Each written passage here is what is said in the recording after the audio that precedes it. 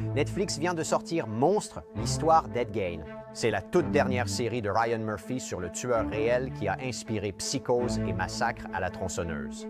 Voici la question. Qu'est-ce qui est vrai et qu'est-ce qui tient de l'horreur hollywoodienne? Nous allons discuter avec un expert qui a littéralement écrit le livre sur Ed Gein pour distinguer la réalité de la fiction.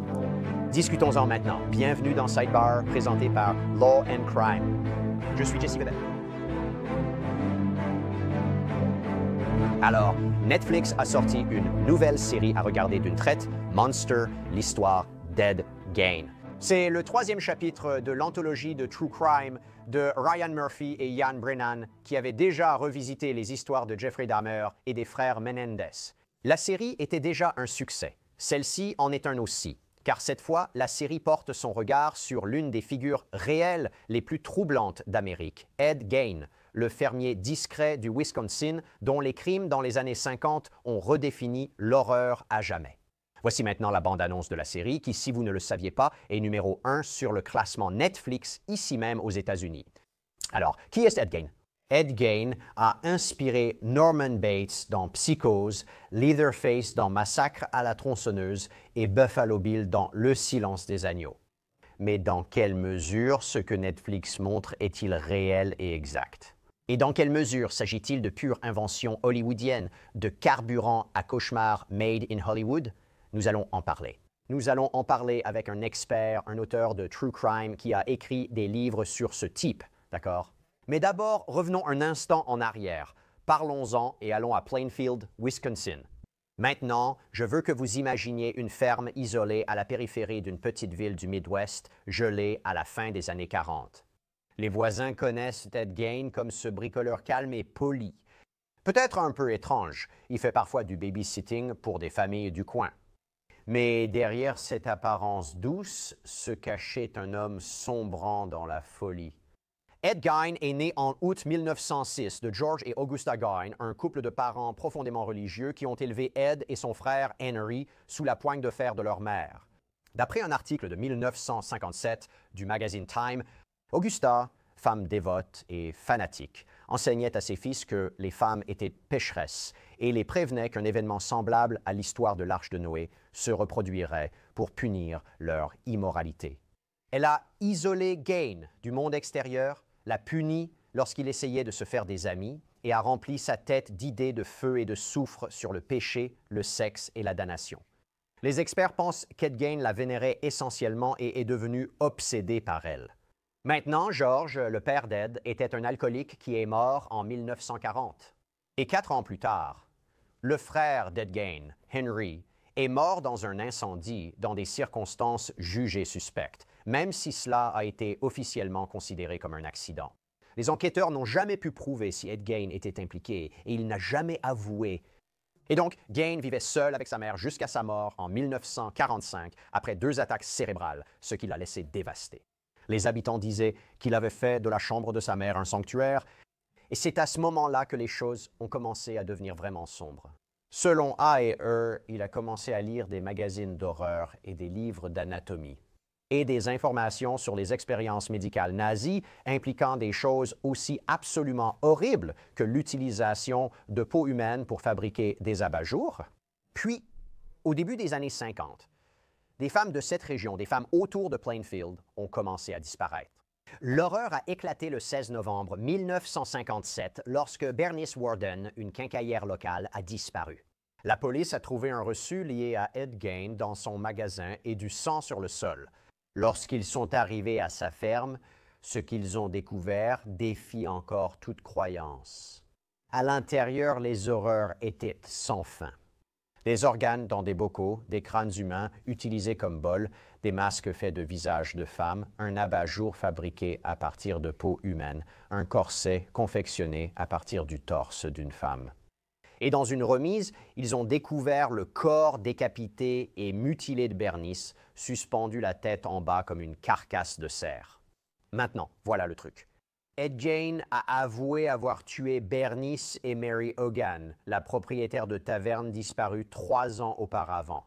La plupart des parties de corps chez lui venaient apparemment de tombes qu'il avait dévalisées. Des femmes qui, selon lui rappelaient sa mère. Il a admis avoir exhumé au moins 9 tombes, découpant des parties utiles pour fabriquer des meubles et des objets à porter. Les enquêteurs ont vérifié bon nombre de ces détails en rouvrant des tombes et en constatant qu'elles avaient été dérangées et que des objets manquaient. Selon États-Unis d'Amérique Today, Ed Gein a été jugé inapte à comparaître et a passé sa vie en soins psychiatriques. Il n'a jamais été jugé pour les autres crimes qu'il avait avoués. Il a vécu en soins psychiatriques jusqu'à sa mort en 1984 à 77 ans. D'accord, maintenant revenons à Netflix, d'accord? Sur Netflix, il y a Monster, l'histoire d'Ed Gein. Le rôle d'Ed Gein est interprété par Charlie Hunnam. Produite par Ryan Murphy et Ian Brennan, cette série de 8 épisodes est sortie le 3 octobre. Elle mélange la biographie et l'horreur. Elle retrace l'enfance d'Ed Gein, son isolement, sa descente dans la folie. Voici ce qui est intéressant. Elle inclut des éléments de la culture populaire sur l'influence de ses crimes sur Psychose, Massacre à la tronçonneuse, Le silence des agneaux. C'est élégant, c'est cinématographique, c'est profondément troublant. Mais aussi, fidèle au style classique de Ryan Murphy, on peut dire que c'est dramatiquement exagéré. Alors, pour nous aider à distinguer le vrai du faux, pour vraiment découvrir la véritable histoire d'Ed Gein, je voudrais inviter un invité spécial. Je dis toujours que j'ai un invité spécial, mais cette fois, c'est vraiment un invité spécial. Nous sommes tellement heureux de l'avoir avec nous. Harold Schechter se joint à nous. Qui est Harold? C'est un auteur de True Crime. Il a écrit Déviant, l'histoire choquante d'Ed Gein, le psychopathe original. Harold, merci beaucoup pour ton temps. J'apprécie. Je suis très heureux d'être ici. Merci de m'avoir invité. Aucun souci. En tant qu'expert sur Ed Gein, commençons ici. Qu'est-ce qui vous a poussé à vouloir étudier sa vie pour écrire le livre? Commençons simplement par là. Eh bien, pendant 42 ans, mon travail principal était professeur de littérature américaine ici au Queens College à New York. Et mon domaine d'études spécialisé était la littérature gothique du 19e siècle. Edgar Allan Poe, Nathaniel Hawthorne et ainsi de suite. J'ai donc toujours été très intéressé par la raison pour laquelle nous avons besoin d'histoires sur les monstres. Et à un moment donné, lors de mes recherches pour un autre livre, je suis tombé sur un fait qui n'était pas largement connu à l'époque. Je veux dire, je n'en étais pas conscient que Psychose d'Alfred Hitchcock et Massacre à la tronçonneuse de Toby Hooper avaient tous deux été inspirés par le même criminel réel. J'ai donc commencé à enquêter là-dessus, pensant que cela pourrait faire un sujet fascinant pour un livre, et j'ai entrepris de nombreuses recherches sur cette histoire, voyageant à Plainfield, parlant aux voisins de Gein et aux personnes qui avaient grandi avec lui, et interviewant les psychiatres qu'il avait traités, etc. Et le résultat a été mon livre Déviant. Et laissez-moi vous dire ceci, il y a un immense intérêt pour Ed Gein. Même si vous regardez la série Netflix, elle est numéro 1. Vous en avez vu l'essentiel. Nous allons examiner des points précis pour vérifier s'ils avaient raison. Mais selon vous, j'ai 2 questions. Premièrement, pensez-vous qu'ils ont bien raconté son histoire de manière générale? Nous allons entrer dans les détails. Et deuxièmement, il y a eu un retour de bâton contre ce genre d'émission qui, selon certains, glamourise ou dramatise un tueur, vous savez, et on l'a vu avec les frères Menendez. On le voit ici. Avez-vous des inquiétudes concernant ce genre d'émission où l'on mélange l'horreur et le divertissement? Alors, commençons ici. À votre avis, quelle part de tout cela est réellement correcte? Je ne suis pas sûr que ce soit exact. Et avez-vous des inquiétudes concernant une émission comme celle-ci? Je dirais que 90% de tout cela est inexact. J'ai en fait été assez surpris par la liberté que l'auteur Ian Brennan a prise avec l'histoire de Gein. Il y a tellement de choses dans la série qui sont purement inventées et qui n'ont rien à voir avec la réalité de l'affaire. Dans ces grandes lignes, c'est exact. Je veux dire, Gein était ce solitaire, excessivement attaché à sa mère, qui est devenu un pilleur de tombes et a assassiné 2 femmes du coin. Mais à part quelques faits bruts comme ceux-là, il n'y avait pratiquement rien dans les 8 épisodes qui, selon moi, semblaient refléter la réalité des faits historiques. Ah, c'est intéressant. Je veux approfondir ce point, mais vous avez évoqué sa mère, Augusta. C'est souvent présenté comme la clé de sa psyché. D'après vos recherches, était-ce vraiment la racine d'Ed Gein, de sa psychologie, ou n'était-ce qu'une partie d'un tableau plus large? Commençons par là. Eh bien, c'était certainement une partie majeure de sa psychologie. Je veux dire, il semble qu'après sa mort, lorsqu'il vivait seul dans cette ferme délabrée sans électricité ni eau courante, il est devenu tellement seul de sa compagnie qu'il a tenté de déterrer son cadavre et de le ramener chez moi, mais il n'a pas réussi à atteindre le cercueil. Principalement parce que le sol dans cette partie du Wisconsin est très sablonneux et que de nombreuses tombes, de nombreux cercueils sont enterrés dans des caveaux en béton. Cela semble avoir été le cas pour Augusta. Alors il a commencé à déterrer les corps de femmes d'âge moyen et âgé qui pouvaient lui rappeler sa mère d'une certaine manière et à les ramener dans sa ferme. Apparemment, lorsqu'il n'y avait plus de cadavres appropriés dans le cimetière local, il a décidé d'en fabriquer quelques-uns lui-même. Alors il a tué ces deux femmes. Je dirais qu'il les a exécutées et a ramené leur corps chez lui. Donc oui, beaucoup des actes qui l'ont rendu si tristement célèbre et vraiment unique dans les annales du crime américain étaient liés à cette tentative de ressusciter sa mère. Avant d'aborder les détails de l'émission, tu évoques un point plus large. Il y a des gens qui disent, il y a des témoignages qui affirment qu'il n'est pas le tueur en série conventionnel, comme on l'entend habituellement, mais plutôt un pilleur de tombes, comme tu l'as dit, qui a franchi la ligne. Es-tu d'accord avec ça? Ce n'est pas un tueur en série traditionnel comme on l'imagine habituellement. Oui, je le dis depuis un moment. En fait, la nouvelle édition de mon livre, que tu peux voir derrière moi, j'ai écrit une postface et la première chose dont je parle, c'est du fait que Gain n'était pas un tueur en série. En fait, l'expression tueur en série n'apparaît même pas dans mon livre. L'expression tueur en série a été inventée pour décrire précisément ce qu'on appelait autrefois les meurtriers par plaisir, c'est-à-dire des tueurs sexuels psychopathes comme John Wayne Gacy ou Ted Bundy, qui tirent leur plaisir maladif de l'enlèvement, de la torture, puis du meurtre de leurs victimes, et qui généralement atteignent l'orgasme au moment où ils les tuent. Jane n'était pas un tueur sexuel. Les deux femmes qu'il a tuées, comme je l'ai dit, il leur a simplement tiré une balle dans la tête. Je veux dire, il les a exécutées. Il n'avait pas envie de les torturer. Il était intéressé à ramener leurs cadavres chez lui pour pouvoir les mutiler comme il le souhaitait. Donc oui, Gain était un aspect de la série avec lequel j'ai eu du mal, c'est que, vous savez, ça présente Gain comme une sorte de tueur en série prototype qui a inspiré tous ces autres tueurs en série. Ah, je suis sûr que tous les tueurs en série que je montre à la fin de l'émission n'avaient aucune idée de qui était Ed Gein. Encore une fois, c'était un personnage plutôt obscur. Je m'attribue sans trop de modestie une part du mérite d'avoir fait connaître Ed Gein au grand public. Mais non, ce n'était pas un tueur en série. Non, et je vous remercie d'insister sur ce point. Entrons dans certaines des intrigues de cette histoire. Et commençons par ce que vous venez de dire. Vous savez, comment Ed Gein se glissait dans ces cimetières la nuit, sous la lumière de la lune, déterrait les cercueils, récupérait la peau et les os pour fabriquer ces artefacts macabres. D'après cette représentation dans la série, cet aspect-là, est-ce que tout est exact ou pas? D'après ce que j'ai vu, cette partie est assez fidèle. La partie la moins fidèle, c'est la scène où l'on voit Gein avoir des rapports sexuels avec l'un des corps.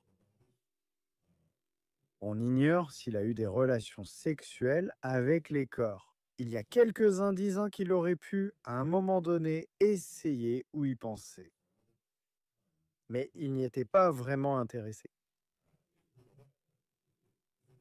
Le classique, le terme nécrophilie, a été initialement inventé pour décrire un militaire français du début du XIXe siècle. Il était connu sous le nom de sergent Bertrand, qui allait se rendre dans les cimetières la nuit, déterrer des cadavres jusqu'à ce qu'il en trouve un d'une jeune femme récemment enterrée et attirante, puis avoir des rapports sexuels avec le cadavre. Vous savez, je pense toujours à Jane. Je sais que cela peut sembler un peu désinvolte, mais c'était un nécrophile d'un genre particulièrement américain, qui ne voulait pas avoir de relations sexuelles avec des cadavres. Il voulait utiliser leur corps comme matière première pour ses projets de rénovation de maisons. Oui, c'est certainement la meilleure façon de le dire. Très bien, parlons de cet aspect de babysitter. Donc, cette affirmation selon laquelle il était babysitter, la série montre plusieurs scènes inquiétantes où il peut être assis par terre à raconter des histoires pour enfants, la caméra révélant lentement l'horreur qui attend à la maison.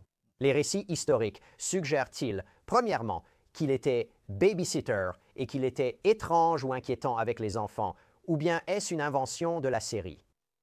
Il était babysitter, et le fait qu'il ait été babysitter en dit long sur la façon dont il était perçu dans la communauté. Vous savez, il était simplement perçu comme quelqu'un d'un peu simple d'esprit, mais amical et serviable, qui rendait service aux voisins, et ainsi de suite. Il a apparemment fait un peu de babysitting, mais il s'entendait en fait très bien avec les enfants. Quand j'ai fait mes recherches, j'ai parlé à un jeune homme, je pense qu'il avait peut-être la quarantaine à l'époque où je lui ai parlé, qui avait été le voisin le plus proche de Gain et qui était allé chez Gain, vous savez, qui parlait chaleureusement de Gain. Gain semblait apparemment mieux s'entendre avec les enfants qu'avec les adultes. Donc toutes ces histoires sur Gain terrorisant ses enfants ne sont qu'une des nombreuses inventions de l'émission.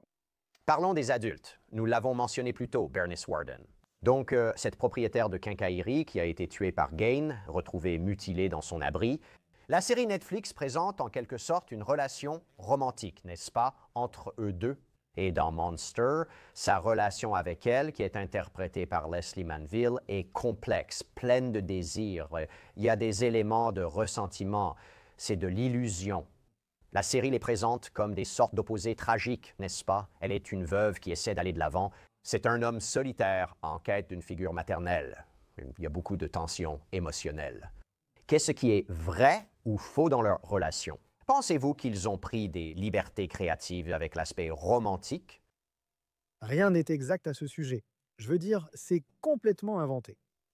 Vous savez, Bernice Warden, une personne un peu comme une grand-mère qui tenait la quincaillerie du coin. Vous savez, Gaines semblait apparemment avoir un certain intérêt pour elle.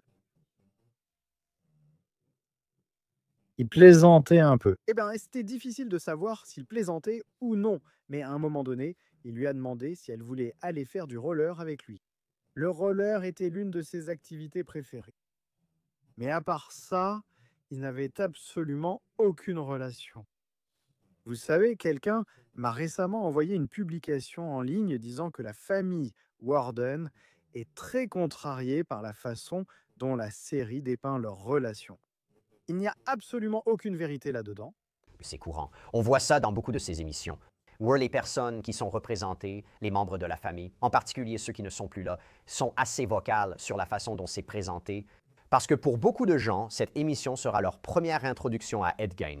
Ils pourraient tout croire. C'est pourquoi, Harold, je suis content que tu sois là pour expliquer et distinguer le vrai du faux. Il y a des intrigues plus sombres ici.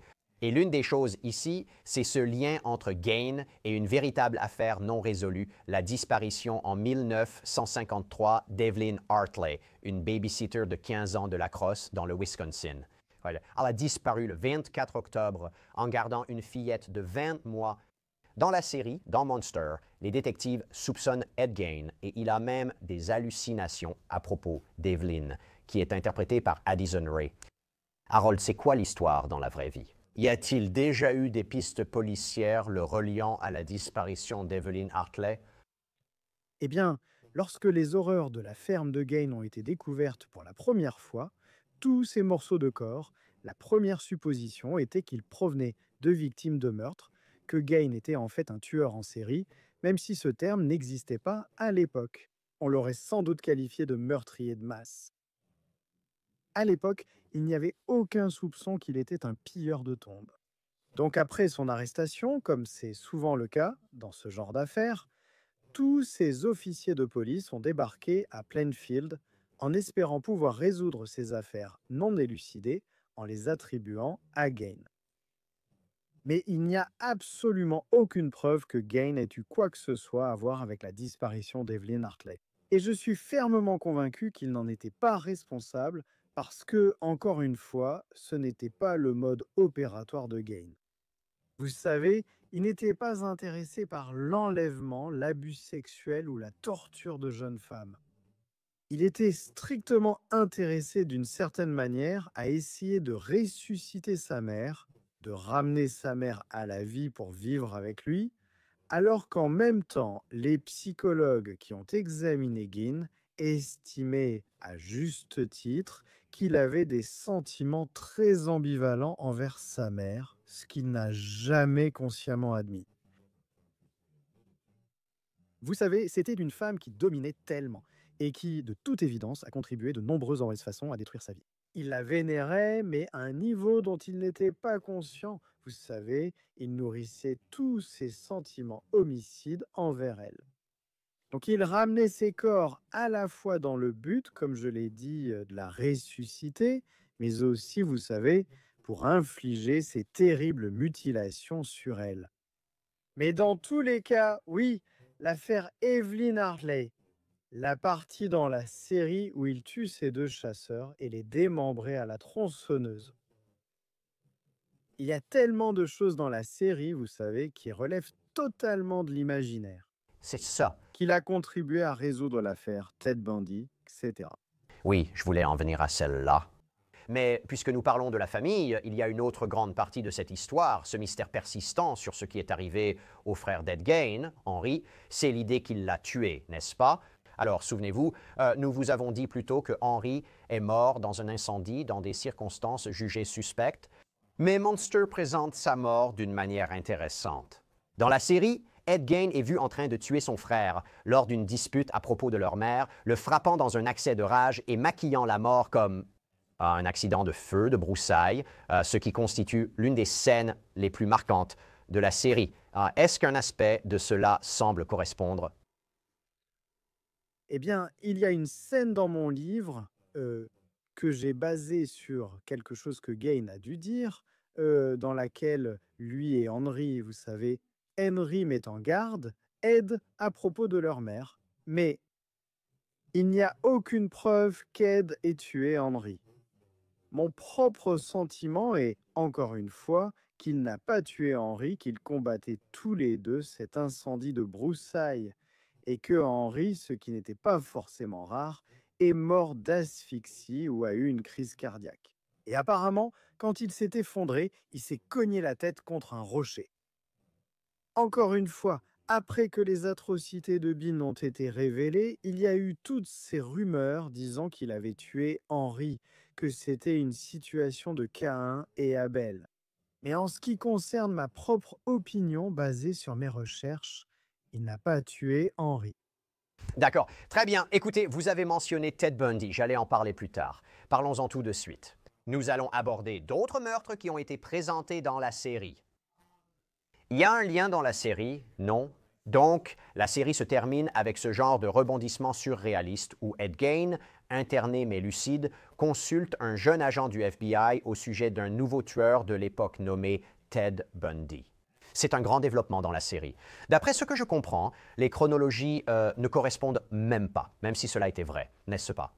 Je veux dire ceci, est-ce qu'il a aidé à l'enquête sur Ted Bundy d'une quelconque manière? Non, n'est-ce pas? Non. Et toutes ces scènes à la fin où tu as, non, comme je l'ai peut-être déjà dit, hein, tu sais, ces tueurs en série, Richard Speck. Tu sais, Brutus, j'ai oublié son prénom, tu sais, citant Ed comme cette inspiration. Encore une fois, c'est ridicule. Tout d'abord, Ed n'était pas un tueur en série. Et deuxièmement, il est très douteux que l'une de ces personnes ait eu la moindre idée de qui était Gain à cette époque. Donc l'idée que le FBI l'ait consulté dans leur chasse à Ted Bundy, vous savez, j'admire un peu ce niveau de fantaisie imaginative, mais cela n'a aucun fondement dans la réalité. Et pour revenir à l'idée de quel meurtre était réellement lié à un nœud et ce qui est complètement fictif, il y a un passage où l'on voit Ed Gein, des années après avoir été interné, tuer une infirmière à l'intérieur de l'aile psychiatrique. Comme vous le savez, le monstre ne s'est jamais vraiment arrêté. C'est brutal et choquant. Ça vous laisse penser qu'il était toujours aussi dangereux, même sous surveillance. Est-ce que cela s'est réellement produit? Non, je sais apparemment, Gain, qui vivait bien mieux à l'institution qu'il n'avait jamais vécu auparavant. Vous savez, avec d'autres personnes, et en fait, on lui servait, vous savez, des repas assez décents. Au lieu de manger des haricots blancs réchauffés dans le haut d'un crâne humain, et il avait, vous savez, un environnement agréable. Enfin, par rapport à l'endroit où il avait vécu auparavant. Vous savez, c'était juste un détenu modèle facile à vivre, très joyeux, très amical, qui menait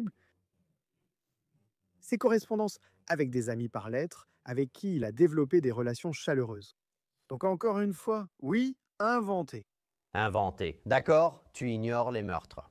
Pour revenir à la romance, il y a une autre partie dont nous devons parler où nous rencontrons Adeline Watkins. Je crois que c'est elle, jouée par Susanna San. C'est une serveuse, une chanteuse en herbe qui est censée tomber amoureuse de lui, et elle lui rend visite en secret après la mort de sa mère. Et pendant quelques épisodes, c'est presque comme une histoire d'amour tragique. Elle essaye de le sauver, lui cherche une connexion, mais il est déjà trop perdu. Vous savez, on pourrait dire que c'est tendre, c'est troublant. Ça donne à la série une étrange pause émotionnelle au milieu de toute l'horreur, au milieu de tout ce qu'on voit. Y a-t-il un aspect réel? Que sait-on d'elle? Eh bien, il n'y avait pas d'Adeline Watkins. Tout d'abord, réponse courte. Non, rien de tout cela n'est réel. Donc Adeline Watkins a bien vécu à Plainfield. Si vous voyez des photos d'elle, et je ne veux pas être cruel, mais elle ressemble énormément à Margaret Hamilton dans Le Magicien d'Oz, la méchante sorcière de l'Ouest. Apparemment, je veux dire, elle a peut-être été faire du roller une fois avec Gain. C'est un peu flou, mais de toute évidence, elle était en quelque sorte avide de publicité. Et lorsque les médias ont envahi Plainfield après la découverte des crimes de Gain, elle s'est présentée comme la petite amie d'Ed Gain. Elle est revenue sur tout cela par la suite, mais ils n'avaient pratiquement aucune relation. Et comme on dit, elle n'était en aucun cas, vous savez, ressemblait à l'actrice qu'il incarne dans la série. Je voudrais revenir sur quelque chose que vous avez mentionné plus tôt, l'héritage d'Ed Gein. Vous avez parlé de savoir si quelqu'un avait été inspiré ou non par ce qu'il a fait. Et vous voyez Hollywood, que ce soit avec Psychose ou avec Massacre à la tronçonneuse. Et la série fait un peu où, vous savez, Le silence des agneaux, Buffalo Bill, le costume de femme. Il semble qu'il y ait eu une inspiration de cela, ou peut-être pas. Je veux dire, je pense que la série Netflix joue avec cette idée dans la série. Il glisse des clins d'œil à ses réalisateurs. Ce lien est-il vraiment réel? Et je suppose, dans quelle mesure Ed Gein a-t-il façonné l'horreur hollywoodienne comme le suggère Netflix? Et cela revient à un thème plus large, n'est-ce pas? Si les gens regardent cela et essaient de comprendre ce qu'ils doivent retenir de cette histoire, que devraient-ils en tirer? Je veux dire, Gwady, quelle est son inspiration? Quel est son lien? Pourquoi les gens, qu'est-ce que les gens devraient chercher dans cette série et qu'est-ce qu'ils ne devraient pas chercher? Eh bien, là où la série se trompe encore, c'est en suggérant que l'héritage principal d'Ed, vous savez, était d'être ce tueur en série pionnier. Ed a effectivement un héritage important. Il est réellement une figure culturelle importante. Et la raison à cela, vous savez, je dis toujours aux gens que je suis un baby boomer et que j'ai grandi dans les années 50. Et j'ai passé, ou mal dépensé, une bonne partie de mon enfance à regarder tous ces films d'horreur et tout ça. Et avant Psychose, tous les monstres de la culture populaire venaient d'ailleurs. Vous savez, Dracula vient de Transylvanie, il y a le loup-garou de Londres, la momie d'Égypte, ou les envahisseurs martiens. Ce que Psychose a fait avec le personnage de Norman Bates, c'est créer le premier véritable monstre totalement américain et aussi a vraiment été le précurseur du genre de film de slasher qui a suivi. Et dans la mesure où Ed est derrière Norman Bates, ce qui est le cas, vous savez, la plupart des gens connaissent Psychose à juste titre grâce au chef-d'œuvre d'Hitchcock. Mais Psychose est basé sur un livre de l'écrivain d'horreur Robert Bloch. Et dans le livre, lorsque Norman est arrêté, il se compare à Ed Gein. Donc Gein était l'inspiration directe pour Psychose. Et dans la mesure où Psychose a, encore une fois, américanisé le genre de l'horreur, on pourrait dire que Ed a eu un impact culturel vraiment, vraiment majeur. Et quand on revient à cette série Netflix, je suppose que vous diriez « Prenez tout avec des pincettes, écoutez cet épisode de Sidebar où nous corrigeons les faits et la fiction ». Mais je pense que vous seriez d'accord pour dire que le titre « Monstre » serait exact pour décrire Ed Gein. Il faut vraiment prendre ça avec beaucoup de recul. C'est juste. Mais oui, il n'y a aucun doute que Gein était un monstre. Même si beaucoup de gens qui ont lu mon livre, et j'ai aussi fait un roman graphique avec le grand artiste de bande dessinée nommé Eric Powell, intitulé « As-tu entendu ce qu'Eddie Gein a fait ?» Les gens l'ont lu. Vous savez, il est possible de ressentir, étant donné les conditions horribles dans lesquelles il vivait et le genre d'abus qu'il a subi de la part de sa mère, une petite part de sympathie pour Gein, ce qui, bien sûr, n'est pas possible de ressentir, vous savez, pour John Wayne Gacy ou Ted Bundy. C'est vrai. Ces personnes étaient le mal à l'état pur. Tu sais, hein, Gein n'était pas mauvais, ainsi. Eh bien, j'encourage tout le monde à découvrir ton travail à ce sujet, y compris cette bande dessinée, ainsi que le livre Déviant, la véritable histoire choquante d'Ed Gein, le psychopathe original. Merci d'avoir pris le temps. Harold Schechter, je vous suis très reconnaissant. Ravi d'être ici, merci pour l'invitation. C'est tout pour l'instant sur Sidebar. Merci à tous de votre présence. Abonnez-vous sur YouTube, Apple Podcasts, Spotify ou ailleurs. Suivez-moi aussi sur X ou Instagram. Je suis Jesse Weber. Je vous retrouve la prochaine fois.